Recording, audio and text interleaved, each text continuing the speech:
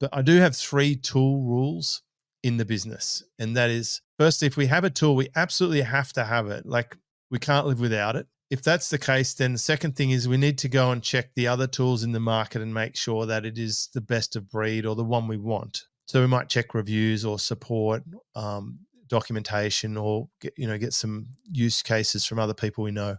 And then the third thing, and this is really important, we make sure when we get it, we actually use it properly. We go through the documentation, we go through the training, the onboarding process, and extract the most from it. And then we review our P&L every single month.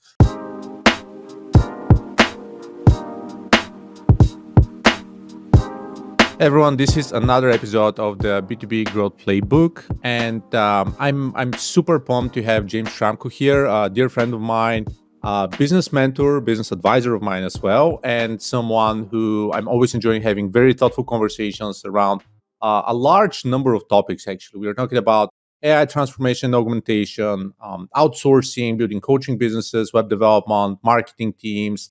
And, I'm always enjoying these conversations, and I'm really happy and pleased to have James here on the podcast. Hey, James, how are you doing? I'm doing great. Thanks, Mario. It's lovely to be invited onto the show. Thank you. Oh, it's definitely my pleasure. That's all I have to say.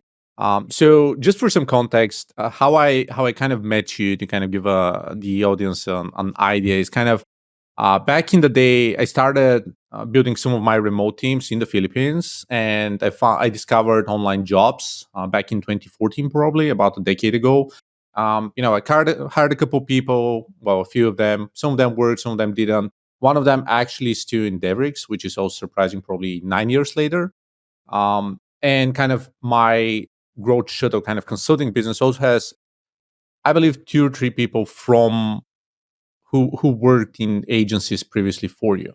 So kind of based on their performance and productivity, I went through their CVs, I looked up their track record and said, hey, it's really great to find motivated, experienced people in Asia who are willing to do that and are, staying for years to come. We've been working together for, again, 6 years or so on the coaching side of the business on my end. And, that's how I reached you, started following you, spent about a couple years or so tracking you down. And then I joined your program as well. And I'm a member since. So walk us through your professional journey, because again, you are a veteran in the space. You've owned different businesses previously. Right now, you're primarily focused on mentorship, but also have very diversified sources of revenue. So I want to spark some ideas in our audience on how they can also diversify, run side hustles, coach, train, consult, do rev share deals, and so forth. So let's start from the beginning. Well, I think the common thread is we look at what I was doing before I came online, and I was in the automotive industry working for Mercedes-Benz, and I was pretty much running Mercedes-Benz dealerships in Sydney. It's the largest market in Australia. And by the last 2 jobs, Mercedes-Benz was sending me off to dealerships to turn them around, to get their performance up, to meet their criteria. And I learned a lot doing that because they're quite complicated businesses. Most people think, oh, you sell cars, but it's way more complex.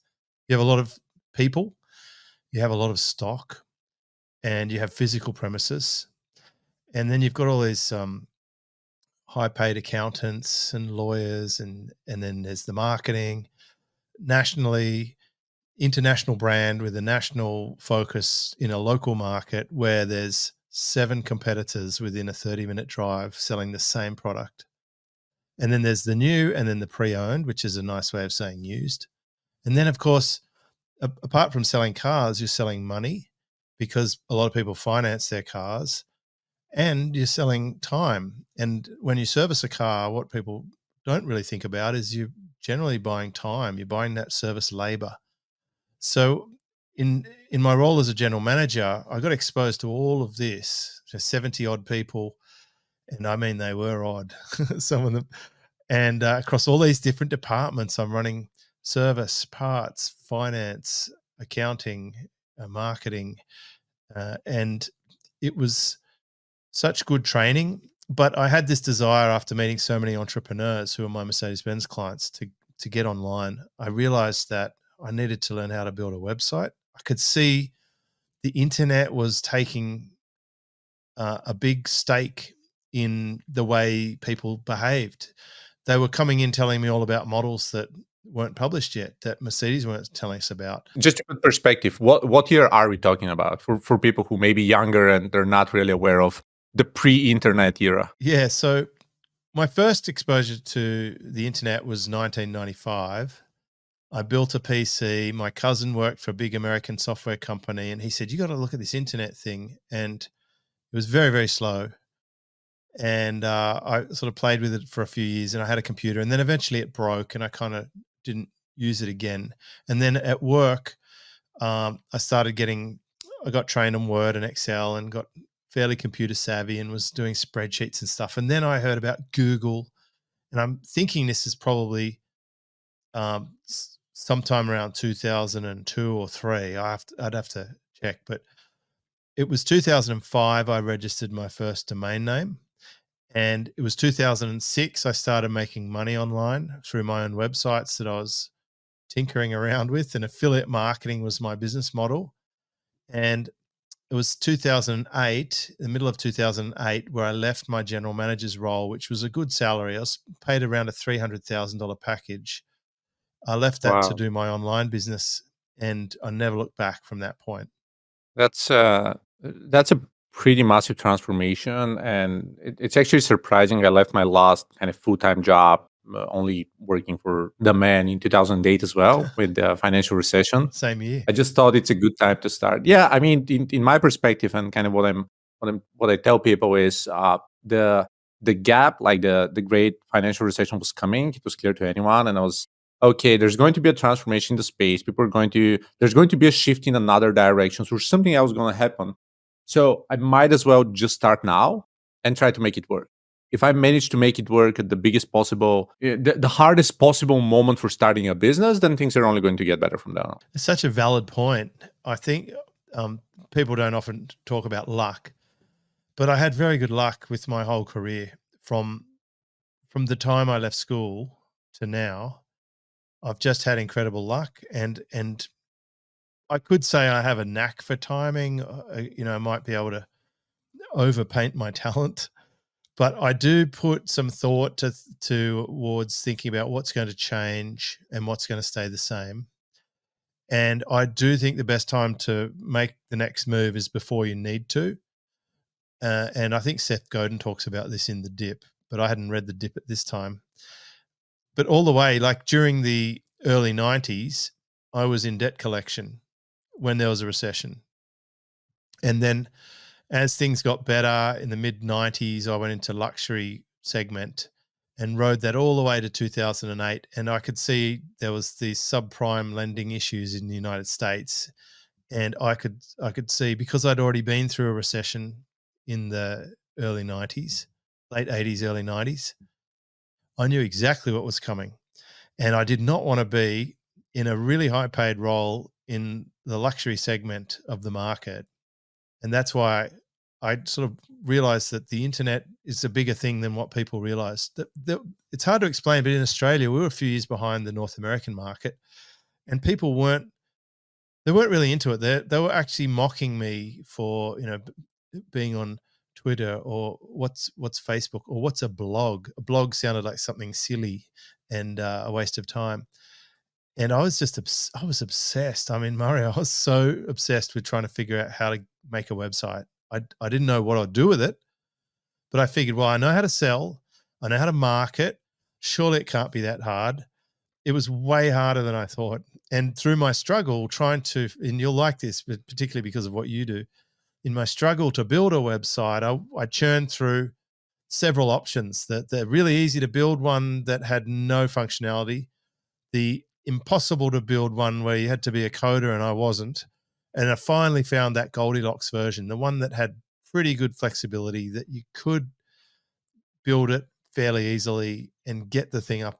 And because of that, I turned into my income source. I'm like, okay, there must be other people struggling the same as me. I will share with them everything I've learned about this. And I created a cheat sheet, and I started selling software. And that was how I made my first, I don't know, $100,000. That's an incredible story, and When you talk about market transformations and just the gap between, let's say, Australia in that case and the States, we see the same thing in Europe. The fact that about 75% of my business is actually in the States means that we are getting hit early on, and then locally we feel that same transformation 18 to 24 months later, in some cases it's even later. And I actually just had I had a dinner with a friend who runs the largest kind of private training academy here in town. We met last year on his birthday as well. There was kind of a barbecue party, so kind of meeting local peeps and say, what's going on? I'm like, well, like our main portfolio companies have been hit. So right now we're selling different services. We're transitioning, kind of building new service lines and all that. But yeah, the R&D software engineering right now is dead, and it's not going to be alive in the next couple of years, right? The expensive CRM implementation project we were doing, partnership portal management and whatnot, it's like demand is completely dried out. And their feedback is like, "Are you crazy? Business is booming, everything is growing, we're still hiring and whatnot." And that was 2023 April or so. And a year later, we meet at the same party, same people, and they're asking, "Hey, what's up?" I'm like, "Well, the business for R&D is still bad, but we had a year to build out new services. So right now we have 5 new SEO retainers, we have several HubSpot implementation jobs, we have our experimentation as a service, we have this and that. So we're just ramping up our completely new service lines." And I'm asking back, "You still in business with what?" And kind of their feedback is, "Well, we closed half the team, mass layoffs, lost 2 of our main accounts. Right now, software engineering is in the mice and all that." So and these are kind of the early adopters here, meaning the people who still have a lot of exposure to the outside. And right now, next year, more people are going to feel it. So it's going to trickle down for a couple more years. So that kind of staying on top of industry trends is something that we kind of, not necessarily early adopters, but the second stage of right before the first beta testers, next level early adopters. That's kind of what we see. So how would you determine yourself as someone who's at this stage, or maybe earlier or later? I'm not in the earliest stage. I do believe you can be too early to market, and I have been before. I brought products that people weren't ready for, and it requires a lot of education. So, for example, in about 2012, I was selling services where we would um, create your video media and syndicate it and share it and stuff. It was just a little early. um, I have seen there was an interesting product I saw recently. They just closed, and they were doing AI from about 6 years ago. They really went hard into it, but they were just way too early. It's I'd say it's only ready now. I've been reporting it on my podcast for 10 years. The first mention I can find on my podcast was 10 years ago. At that point, they could just recognize shapes. 6 years ago, I had a guest who actually had AI prepare his keynote presentation, and that was kind of like, wow. And then several years ago, we could see that the big companies like the Facebooks and the Googles were using it in the back end of their ad placement algorithms. And I'm sure SEO is part of that too. And now, of course, you can do an incredible amount, and in the next 6 months, it'll just go ballistic. So where am I at in the general scheme of things? I'm not in the bleeding edge, first pioneer, get the arrows in the back mob. I wait till the pioneers come back and tell us all about it. And then I'm in probably the second wave. I'm in the early part of the early majority. And on a bell curve, that's a nice place to be, because everyone's going to come after me from that point. But if you were to look at the AI market, for example, there were some major tools that started maybe 3 years ago, and I'm like, they're doomed. They've they've they've really put themselves out there. They've spent a fortune. The market wasn't ready. They have had to update and update. And frankly, for $20 a month with ChatGPT, you can do everything they can do and more in an hour or so. You can even build your own GPTs, right, that can do exactly what those tools did. They were just sort of doing it a really difficult way. And the metaphor, I think, that a lot of offices could relate to, it's like that big black box server room with the air conditioner somewhere in the building. Like, that's just archaic. And like, who's not on the cloud these days, right? I'm sure there's probably some people with servers. Like if you're a server company, you got racks in an underground bunker somewhere. But for most of us, we're probably not even doing hard drive backups these days. We're just doing different cloud backups and stuff. So I think you don't want to be in the very last laggard part. That's the last to move, and a lot of companies fall into that bracket. I'm not the last to move, but I basically let the market discover stuff. I'm always aware of it, but I wait.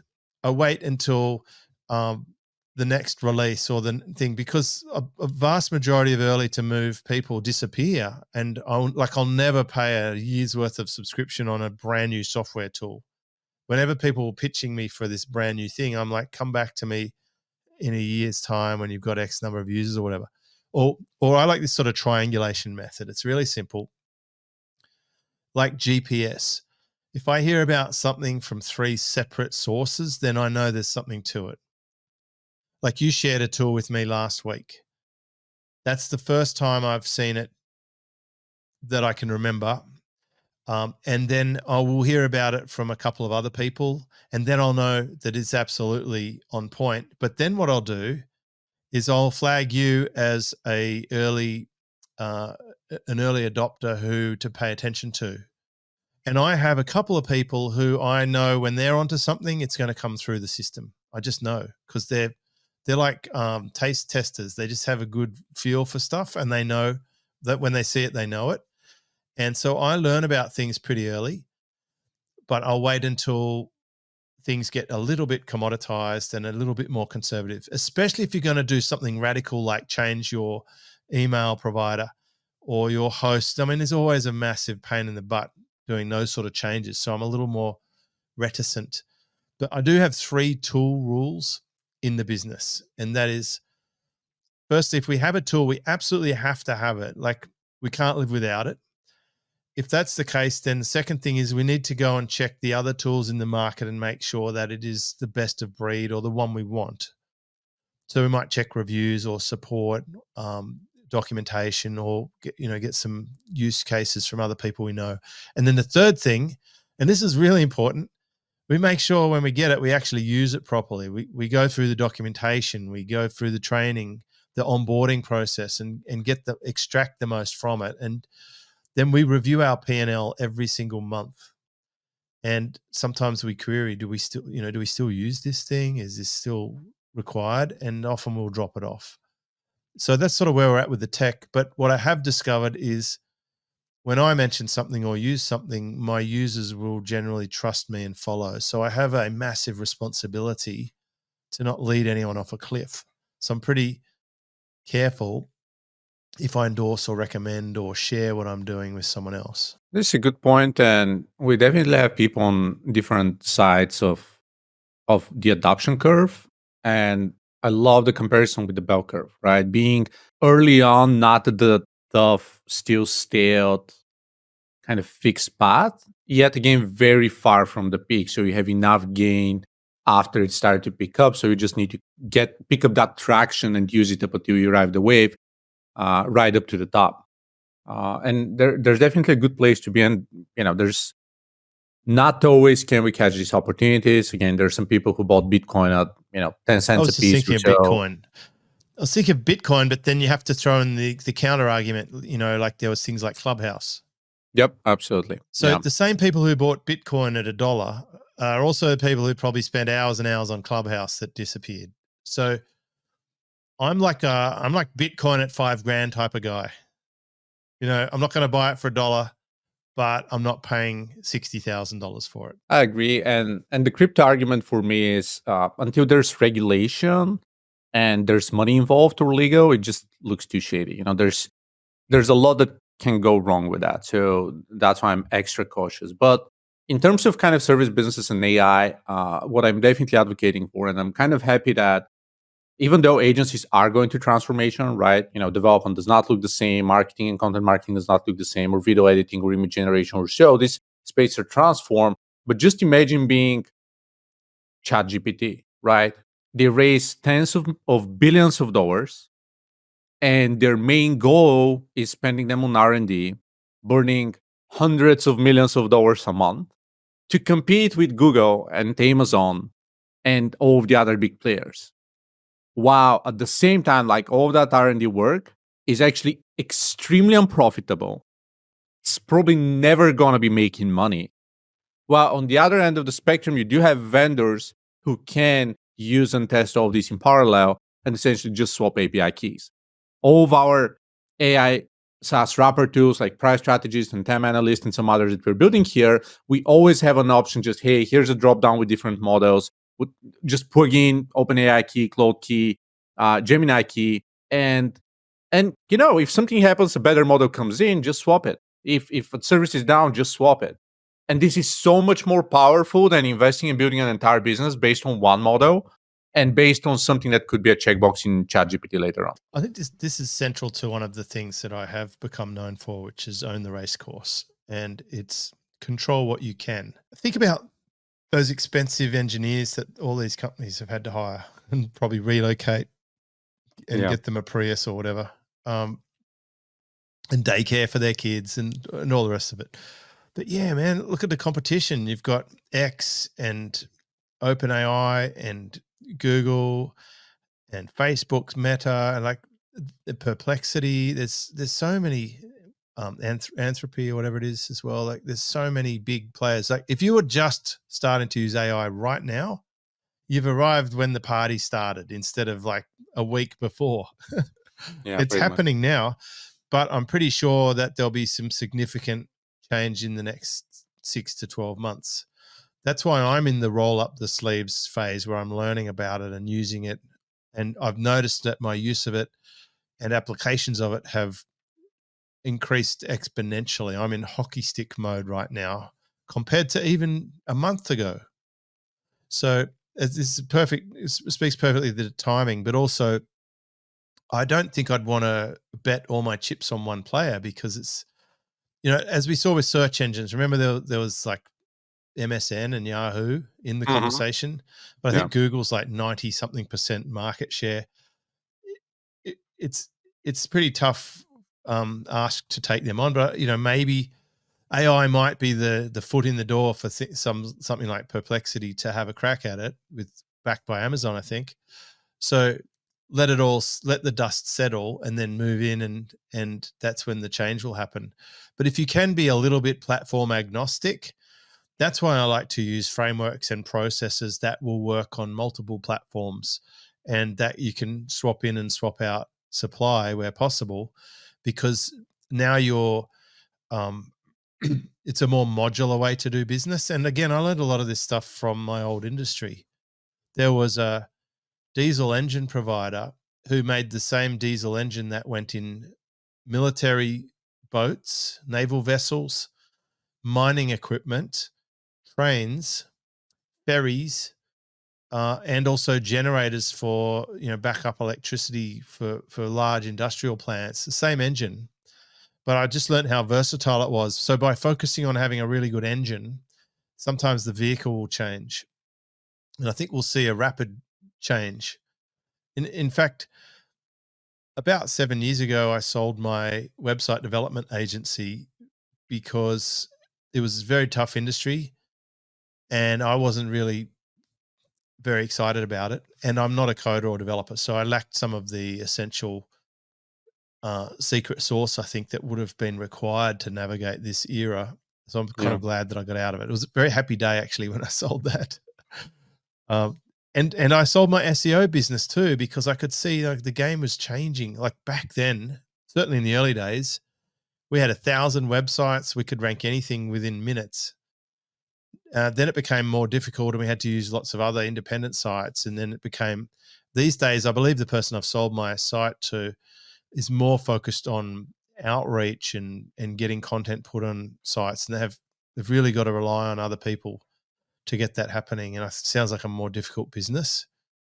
And then is SEO even important now with this whole no-click era? Like imagine that change. The world's biggest scraper is now showing the result without even encouraging a click. So that's why I think it's a fascinating marketplace to be in, but you have to be on your toes and you have to keep your ear to the ground about what's coming, but don't commit resource too early. I like some of the comments that you made on selling the businesses, and I actually feel you used to be an early adopter back then, very early adopter perhaps, because you kind of took the Klondike gold rush in a sense and maximize it, and then you exited right on top of the curve, or maybe even slightly earlier.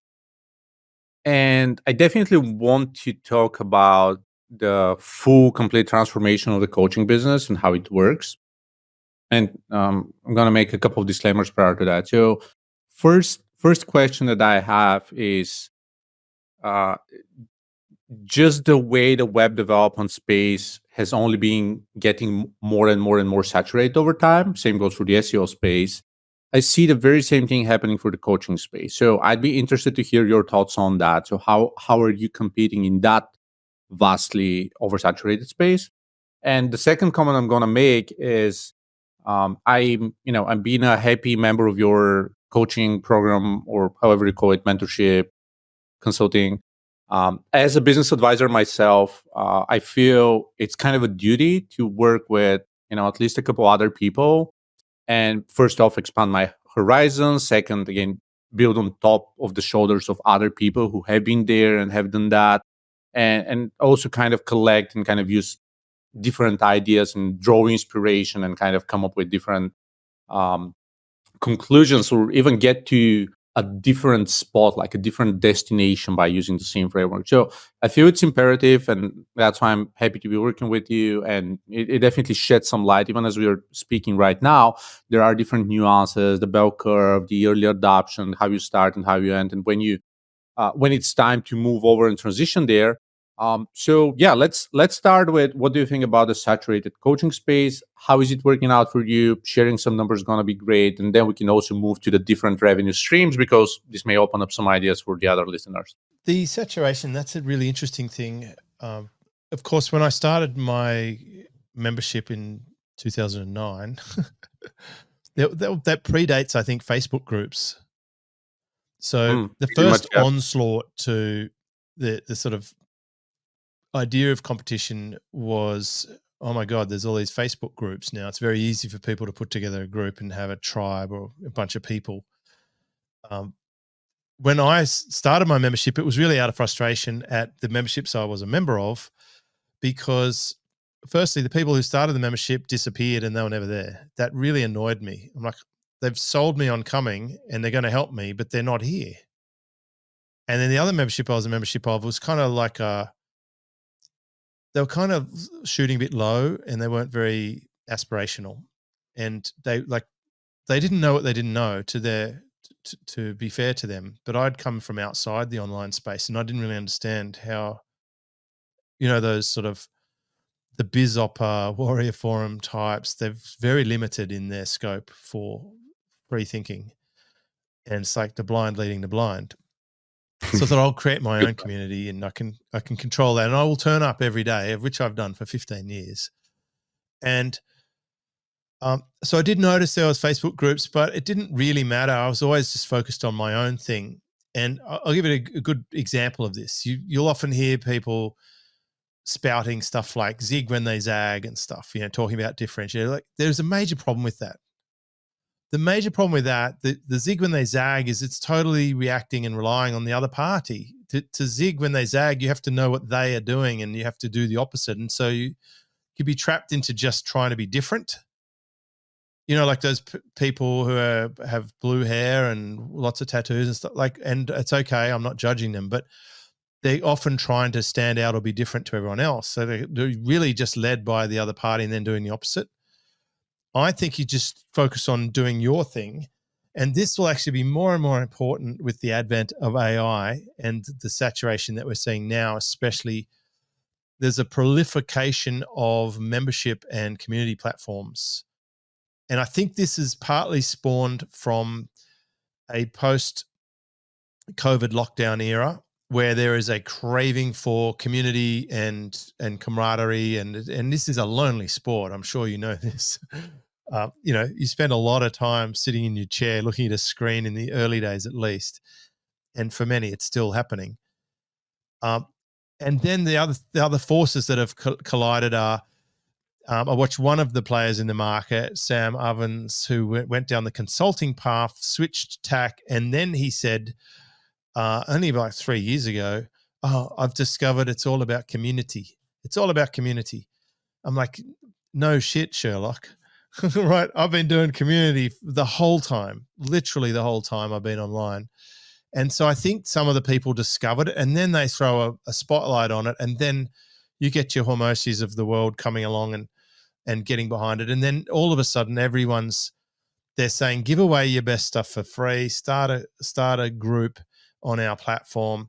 And then it's like the newest bright shiny object for the online space. And I'm sure a lot of the people in enterprise or large companies don't even know the people I'm talking about, but anyone who does know what I'm talking about will know that there's a lot of noise. And I'll make this prediction that give it 2 to 3 years and you won't hear much about it at all. It'll be all done and dusted by then. The dust will settle and they'll be on to the next whatever it is, the next thing. Probably, I think the next thing at the moment is become an AI specialist and build a business around selling AI things to other people. Not the tools, but helping people use the tools and private label someone's tool set or something. That's probably where the buzz seems to be moving. But in terms of coaching, it's critical that you have some unique mechanism or something that makes you special or different to all the other coaches. As entrepreneurs, we're really good at having a reality distortion device. So you have to put on your hat, I suppose, and think about what are you special or different at. And as we move into the AI economy, I don't know who coined this phrase, but I really like it, about the K-shaped economy. And they were saying 80% of what you know will be useless and like completely redundant. For example, all the books on my bookshelf, right? I've spent decades reading thousands of books, and now anyone can type any book into GPT and get a summary of it in 10 seconds. So me having read the book won't be that useful versus someone learning it straight away.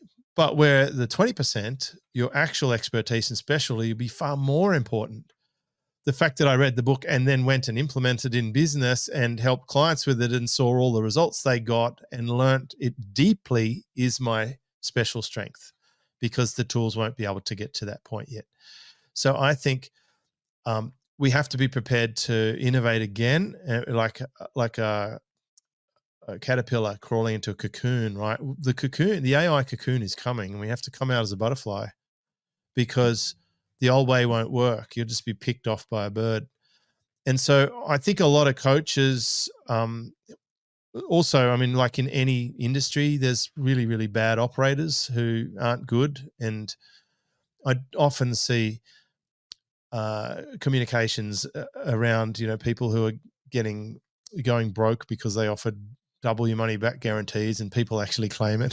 They couldn't pay it, or they're working for free forever because of their no risk strategy. Their risk reversal policy was through the roof, or their offer was too good to be true and they couldn't deliver, and then they get a bad reputation. And this is very common, but it's in every industry. I want to stress this.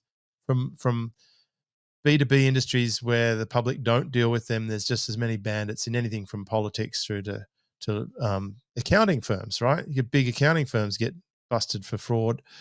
So like anything, the market regulates itself. But I do think, as someone who helps others, you have to think about what is it that you're helping people with that they can be better off, and lean right into that. And one of the things I deliberately chose to do is to get either paid on performance or paid by the month. And that is something very different to a lot of the market. A lot of the market in my area will charge big numbers for annual fees and then maybe or maybe not deliver. But when you're on a monthly payment or performance only, I have to deliver. And I like that. It keeps me sharp, and I want to get results for them as much as they want results for themselves. Sometimes even more, I suspect.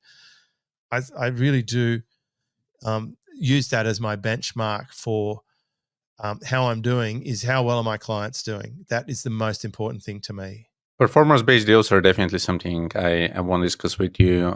So is rev share. That's definitely interesting because you're probably the only person in market who's doing that other than performance marketing agencies. So that's one area I want to kind of touch on. And before that, I want to double click on what you mentioned about Sam Ovens or Alex Hormozy and kind of the community building. And I'm going to be the first to admit that I also slept on that for different reasons. Back in my kind of early software engineering years, I was a trainer, so I had the audience due to the fact that I was keynote speaking all over the place. I was teaching course at VMware, SAP, CERN, Saudi Aramco, like all the big companies, and the audience was there by design, and I wasn't aware of that. I was co-organizing events, even just working for the companies organizing them, and I had that cloud inherited, and I didn't recognize it. Right, it was just there to begin with. I had no idea it was there. Traffic, views, everything was up, and then as time went by, and especially with COVID and stuff, by not meeting people, suddenly everything went to crap. So there are several things I've been very, very late on. This has been one of them. Retainers and recurring revenue was another trend. What else do we have here? Email list building is something that I've always been preaching of. You should do that, but I've never actually started, and up until like 7 years ago or so. So there are certain things I'm very, very much behind on. So community building is something I've been getting more intentional about, especially since the pandemic, because it was just easier to meet people and travel and do something. And the pandemic definitely made it more apparent. Also, as someone who's running mostly, I'd say, boutique businesses, right? Our agency essentially has 25 clients or so. And back when I was also running a couple years ago a Shopify SaaS business, we had 2,800 stores. So it was 100x the number of clients we had. So that meant 100x emails and conversations and pings and just speaking to hundreds of people daily. And it's a different vibe. It's so much. It opens up more opportunities, more partnership opportunities, reviews, testimonials, referrals, mentions, dark social, whatever you want to call it. And right now, that's kind of what I believe is literally the ultimate advantage. And if so, a couple more things. So first, when it comes to community building, I've been spending more time around people with communities because, again, you're the average of the 5 people you spend more time with. So you're one of them, and kind of even your community with coaching people. There's not a single group coaching call that I ever go to except for yours and the community that Eric and Neil Patel have. These, like, I would never waste my own time spending time with people talking about their own problems. First off, I'm not that emotional. Second, I appreciate my time and protect it like hell. But again, yours is the one that I can actually meet like-minded people and people more or less at the same stage in different businesses. We can pair and collaborate and so forth, which is extremely powerful and very, very rare. So that about community. I mean, Greg Eisenberg's Community Empire, which is now the Startup Empire. I mean, John Rush's kind of Directory Empire group. And I'm spending more time with community people in different niches that are like a true mastermind by actual people who are not just brainstorming about the weather, or like not the YEC and Forbes councils, which I've been to, and they're just not delivering value. And the other thing with regards to Zig versus Zach, and I'm also going to double click on Hormozy in one of his two books. What he was saying is he believes so much in cold emailing and cold calling because you're essentially going stealth and people don't know what you're doing. And I want to stress on that because so many influencers are great content creators and they get their following and their likes and engagement and viral crap, and they're making no money whatsoever. And Linktree or someone else did a survey last year. They said that 75 or 80% of all creators have made under $1,000 or $5,000 a year. So it's essentially pennies on the dollar compared to people who are not posting, but actually spending the time making it work or posting very bottom of the funnel strategic conversational content, or even middle of the funnel that's not getting so much traction, but it's actual case studies of wins and success stories and what they've all done. So there's a lot to unpack on that. Community building, definitely top of mind, one of the most important things in my opinion in 2024 and at least over the next 2 years.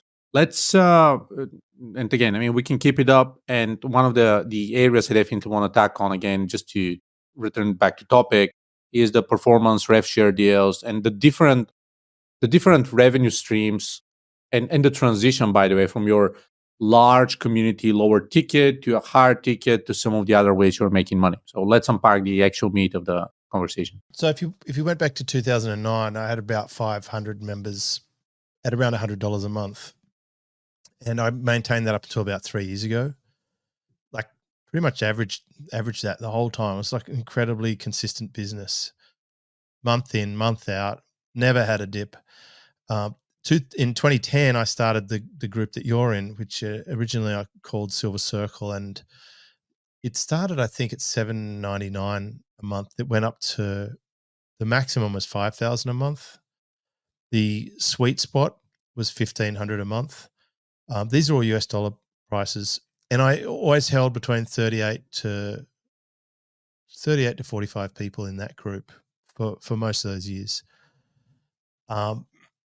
Independently, I built out the SEO business and the website business. So at some point, we had about 65 team members.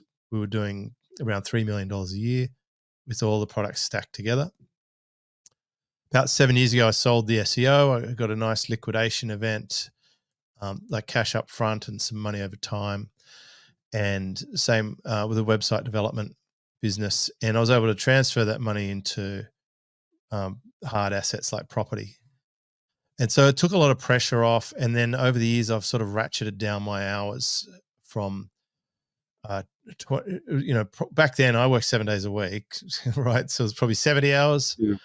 And then I went down to 50 and then 25 and then 15. I'm around 10 to 12 hours a week now on the business. And the profit is still really good.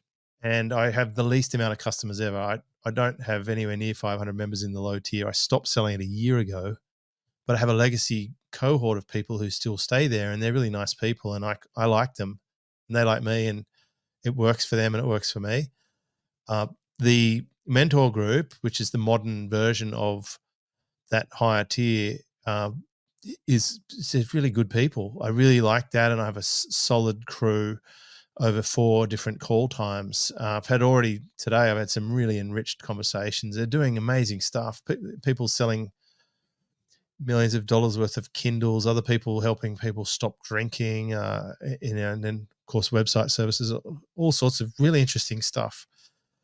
And that's one major part of it. The other part of my performance deals. So about 9 years ago, I asked Jay Abraham, like, what would you do differently if you went back in time? He said, I would have done more revenue share deals instead of just straight up coaching. And I said, why? He goes, well, those $25,000 students from a weekend course, they would have been worth $250,000 or $2.5 million over 10 years. And so I said, well, okay, what have you got? And he sent me his private notes from his relational transaction type conferences that he did that he never published. I got his transcript from it. I went to the local printing shop, printed it out. It was like 3 old phone books for new listeners. They used to send big books to your house with phone numbers, and they were really thick. Like they were very, very thick. And I printed them out. The guy at the printing shop, he's like, what's all this stuff? I'm like, they're worth millions of dollars, like seriously valuable. And then I interviewed 3 or 4 other people who do royalty deals, copywriters and a software engineer.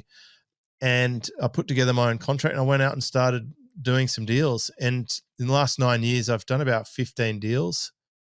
I had about 4 sell, like they actually matured and got me a payout. And I've got 6 left. I think I dusted about 3 or 4 that just turned them off. They didn't work. You're going to have some fail. So maybe about a third sold, a third failed, and I've still got a third roughly. And they're actually now contributing more than all my coaching together, which is pretty amazing. Like some individual ones are pulling in 5 figures a month, and the dollars per hour and the leverage on that's phenomenal, and they have a payout value attached. So it's about picking the right partner who you can really help, who really appreciates you and you trust, and then positioning them in the right spot to win, and then prospering along with them. And you'll need some recalibration along the way here and there, and you will make some mistakes, especially in the beginning. but I think it's still better odds than venture capital firm, like VC firms or private equity firms. So VC, I think they're happy if they get 1 or 2 out of 100 that knock it out of the park. Private equity might be like 20% or 30%. Forgive me if my numbers are wrong, but for me, it's going to turn out about 2/3 have worked out. So it's like a 75% hit rate, and of those, the top 25% are really good. I'm definitely going to prep some shorts for the rev share deals because they just want to gain more exposure. One of the reasons I started the podcast, first off, I don't have time for random calls, but I love talking to smart, brilliant people, and I just want to spread the word and make sure that more people hear these insightful conversations. Rev share deals, we've had several conversations. I haven't had an opportunity to build one out in the same fashion, even though I'm trying. I had Flip a CEO here, Blake. So I'm doing full acquisitions. I had OnFolio CEO, Dom. So I'm investing in the SPV. I just had a call with Seedlings general manager here a couple hours ago for some of the angel investments, like Klarna right now is listed, for example. So I have different opportunities. I reach out to founders, even buying equity just to speed them up. Most of them are reluctant. By the way, the two that you mentioned earlier, again, we're still negotiating, so we'll see. And the other two that I also mentioned on a previous call, we have a conversation in a couple of hours. So again, it's still moving in the right direction, but just slowly, and people are kind of more careful. But one of the things I want to stress out, you do have a buyout clause, which is very, very important. So it's important to not lock people in forever and still have a way out, so that there's the peace of mind. It's almost like the 100% free guarantee that we see in some of the Godfather offers. It came from when I spoke to Jay. I said, like, what are the issues with them? Where are the downfalls? He said, well, it kind of gets to a point where they start resenting making big payments. And he said when they started slow paying or getting resentful, he'd just go to them and say, why don't you just cut me a check and I'll go away, or something to that effect. And so I thought, okay, well, why don't I just build in an exit clause from day one?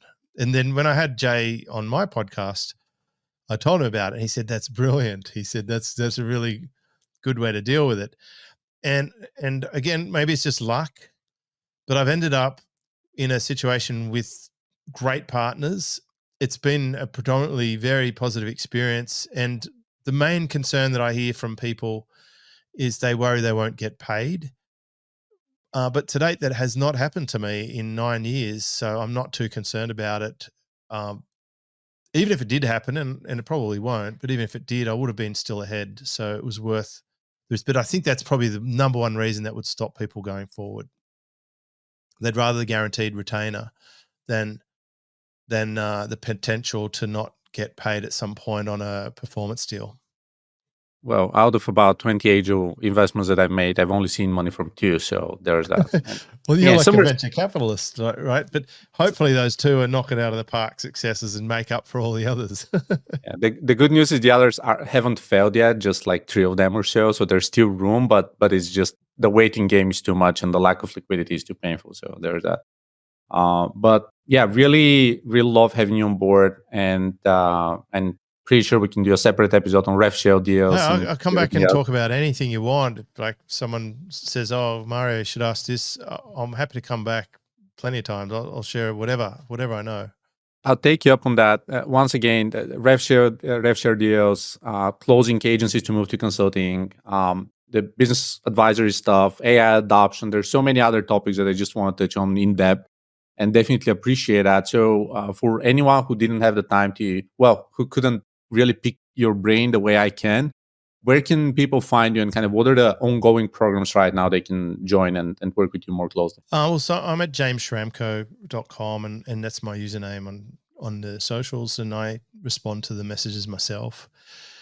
There is a mentor program that you're in. That's all the details are on the homepage. It's very easy to find that. And there is a smaller program if people aren't quite ready for that I don't advertise and haven't opened for about a year. That still, I actually get people. We had someone today. They're like, "Can I join? Can I rejoin? I was a member before," and we let them join. So there is that option. Just send me a message. You can email me, and I'm easy to find. Love it. Well, see, the podcast is an opportunity to discover things that are not on the website, and this is why I love these exclusive offers. Podcasts are the best. I mean, I've been podcasting for many years, and it's such a great way to learn, to have people on. And I had you on my show for the exact same reason, right? Talking about your book, Mario, because you're brilliant. And I was able to share you with my audience. So it's really, it's podcast is a good channel if you're interested in other people and finding out what's going on. I think it's a brilliant idea. I tell my team again, the engineering team, what I tell them is use AI deeply, use Replit, V2, Claude, everything. I don't want you to waste time reinventing the wheel where there's so many AI tools. The marketing and admin teams, what I tell them is stop researching Google, because you're going to find articles written a year ago with data that's 3 years old. If you go on X and LinkedIn, if you listen to podcasts, if you go to webinars, you're going to hear data that's fairly new, recent case studies and insights and some secretive conversations that are actually not making it to the public and definitely not getting listed. So this is where all the gold is right now, especially with AI regurgitated data that's going on. 100% humans all the way. There we go. Well, thanks again, James, and thanks everyone for listening. If you like the show, please hit like. If you have any questions from James and you're not ready for the mentorship program yet, please leave them in the comments and I'm going to make sure he gets them and we can respond together. If you like the show, please hit subscribe and we are going to see you in the next episode.